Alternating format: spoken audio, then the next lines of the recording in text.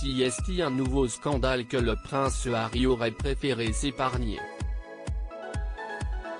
Déjà particulièrement impopulaire au Royaume-Uni depuis le mégoï, le mari de Meghan Markle s'est cette fois-ci attiré les foudres de nombreux Américains.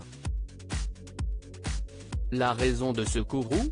Une phrase jugée déplacée prononcée par le duc de Sussex sur la Constitution américaine lors de sa participation au podcast Armchair Expert de Dax Shepard, le 13 mai dernier. Alors qu'il était en train d'évoquer sa nouvelle vie à Los Angeles et son expérience avec les paparazzi qui traquent sans cesse sa famille, le fils cadet du prince Charles s'est permis d'émettre des critiques sur le premier amendement, qui garantit la liberté d'expression et particulièrement celle de la presse. Je ne veux pas commencer à m'engager sur le premier amendement, parce que c'est un gros sujet et que je ne le comprends pas, n'étant ici que depuis peu, a-t-il d'abord déclaré avant de déraper, mais vous pouvez trouver une faille dans n'importe quoi. Vous pouvez capitaliser ou exploiter ce qui n'est pas dit, dans cet amendement, plutôt que ce qui est dit.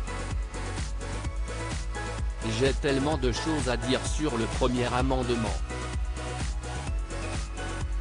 Je n'arrive toujours pas à le comprendre, mais c'est absurde.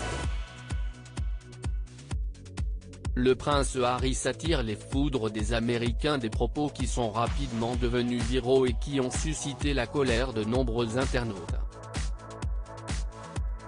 Ces derniers remettent notamment en question la légitimité du prince Harry à aborder ce sujet en tant qu'Anglais.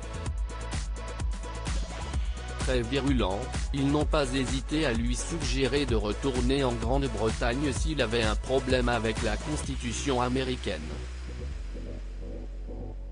L'animateur de la chaîne Fox News, Sean Hannity, a même tenu à clôturer son émission du 17 mai dernier en adressant un message salé à l'attention d'Harry. Avant de partir, j'ai un message pour le prince Harry qui attaque maintenant l'un des droits les plus sacrés de l'Amérique, la liberté d'expression. A-t-il lancé avant de poursuivre, Harry, nous n'avons vraiment pas besoin de vous venant d'Angleterre pour nous donner des conférences sur le premier amendement. Et si vous ne pouvez pas comprendre l'importance de la libre expression et l'importance des principes constitutionnels qui permettent un libre-échange d'idées et d'opinions qui font de l'Amérique le plus grand pays du monde, alors peut-être qu'il est temps pour vous de vous déplacer vers un endroit plus compatible avec vos idées restrictives.